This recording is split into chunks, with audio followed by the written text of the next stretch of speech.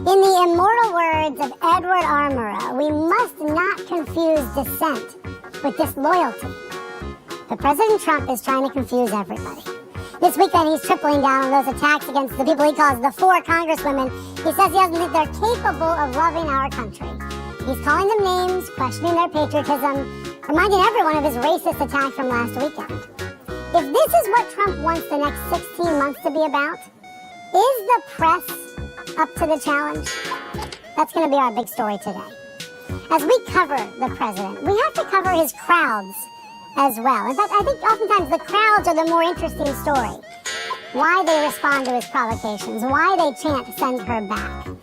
We need to show that it's all part of a pattern. This pattern can be traced back to 1989, when Trump wanted the Central Park 5 executed.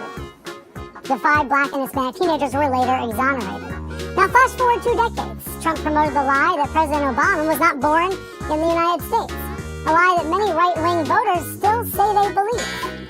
As recently as November 2017, advisors told the New York Times that Trump still questions the authenticity of Obama's birth certificate. Look, those portions of the president's track record on race are very well known. His line about Mexican rapists from his campaign launch event. His call for a total and complete shutdown of Muslims entering the U.S.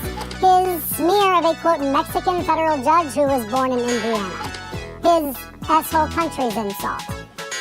And, of course, the shameful event now just known shorthand as Charlottesville, which is the tarnishing the name of a great city. In the wake of his go-back attack, I did see some networks and news outlets bringing back some of this, trying to connect the dots. The New York Times headline this morning, Trump employs an old tactic, using race for gain. We are seeing some people telling that big story, but what about his false claim about large-scale killing of white farmers in South Africa? That's not true, but it lined up with white supremacist talking points. What about his first pardon as president? Trump chose Joe Arpaio, the sheriff whose anti-immigrant tactics were so aggressive that he was frequently accused of racism before being voted out of office. What about Trump's own language describing immigrants? What about that time he reportedly grumbled that the migrants from Haiti all have AIDS? What about those times he said athletes who took a knee maybe shouldn't be in this country? Have you forgotten about that? Yes, he said that. You have to stand proudly for the national anthem. Well, you shouldn't be playing. You shouldn't be there. Maybe you shouldn't be in the country. What about retweeting racists and bigots? What about exaggerating urban crime? What about implying Puerto Rico is not part of the United States? What about referring to Omarosa as that dog? I could keep going and going with these examples, but the point is clear. There's a pattern going back decades. And with so many examples, it's kind of easy to forget some of them. The pattern is the big story. And the challenge for the press is to show the pattern. Look, Trump rebuts charges of racism by pointing to low unemployment rates and his support for criminal justice reform.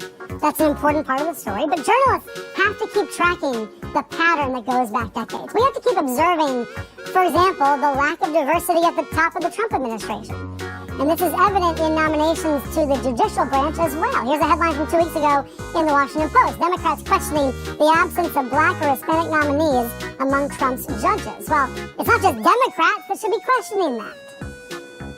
All of this, from the Central Park 5 back then to the judges today, are all part of the same big story.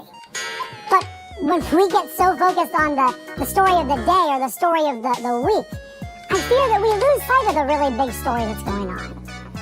Telling congresswomen to go back to where they came from is racist, but it's part of something much bigger that's going on.